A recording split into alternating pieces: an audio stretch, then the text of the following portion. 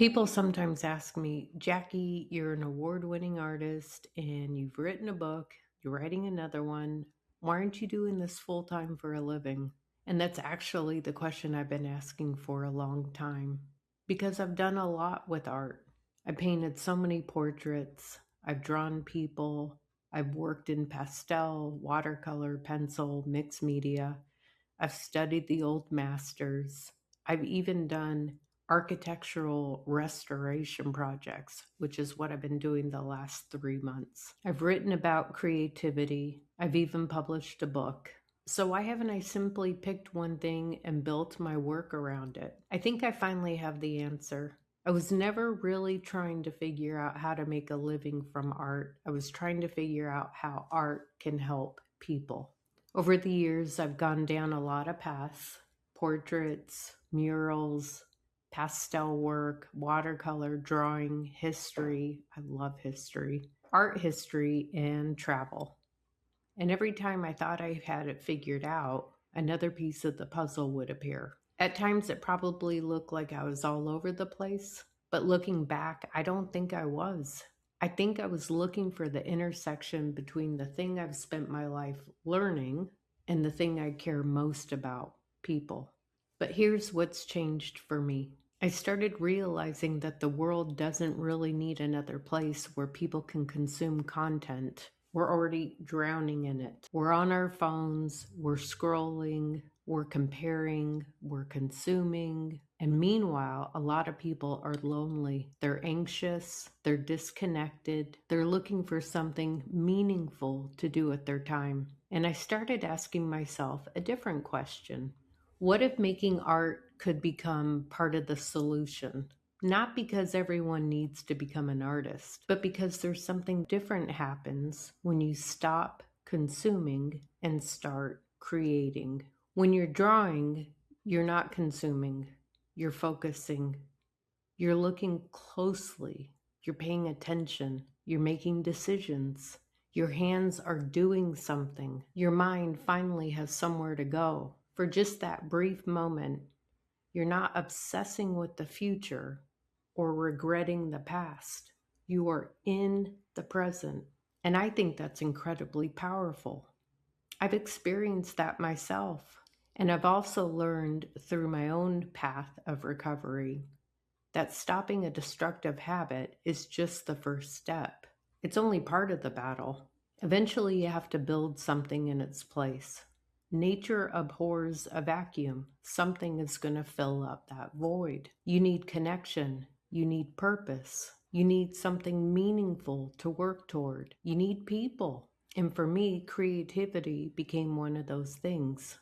That's why I keep coming back to art. I've actually tried to build out this idea in a lot of different ways. I've thought about teaching art. I've built communities.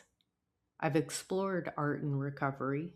I've talked extensively about creativity and trauma. I have experimented with different names, different formats, different ideas, different audiences. And every time I changed the packaging, the underlying message remained the same. Art can bring people back to themselves. And maybe even more importantly, art can bring people back to each other. That's the piece I kept missing. I don't want to build another audience. I want to build a place where people actually participate, where you don't just watch me draw, you draw, where you don't just listen to someone talk about creativity, you create, where you don't just listen to another video talking about having an authentic life and voice. You actually start doing something. And that's what's eventually became Access Peace. The name actually says what I want to help people do. Access peace, not escape life, not numb yourself, not endlessly consume content, but create a little space between you and the noise. An inside space where we make art, we learn, we connect, we encourage one another, and we move forward together. You don't have to be an artist to belong here. You don't need years of experience, tons of expensive art supplies, and you certainly don't need to be good at drawing. You just need to be willing to make something with your own hands.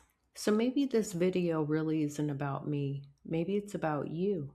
Maybe you're someone who used to make things, but along the way you stopped. Maybe you've spent too much time on your phone and you feel it. Maybe you've been through something difficult and you're trying to navigate yourself out of it all by yourself, which is never a good idea. Maybe you're retired and suddenly you have all this time on your hands and you're trying to find purpose. Maybe you're lonely. Or maybe you're simply at a different place in your life where you know you need something different, something constructive, something creative, something that brings you peace. If any of that sounds like you, I made Access Peace for you. Imagine sitting down at your desk on a Saturday morning and you pull out your sketchbook and you begin to draw. You put your phone away. You get out your pen or pencil. And instead of spending an hour scrolling through other people's lives or comparing yourself, you come back to our group and you show us what you made. Maybe it's beautiful. Maybe it's terrible. It doesn't matter because it means you showed up. And then someone else in the community sees it and they feel courageous enough to post what they created. And next week you do it again. That's what I want Access Peace to become. So here's what I'd like you to do. If you're curious, click the link below. Take a look at what I've built. And if you know someone who's going through a tough season, send them this video because maybe they don't need another motivational video. Maybe they need an invitation, and maybe this is it. I'm still building this.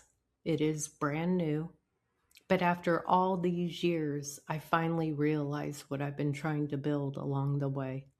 I've never just wanted to teach people how to make art.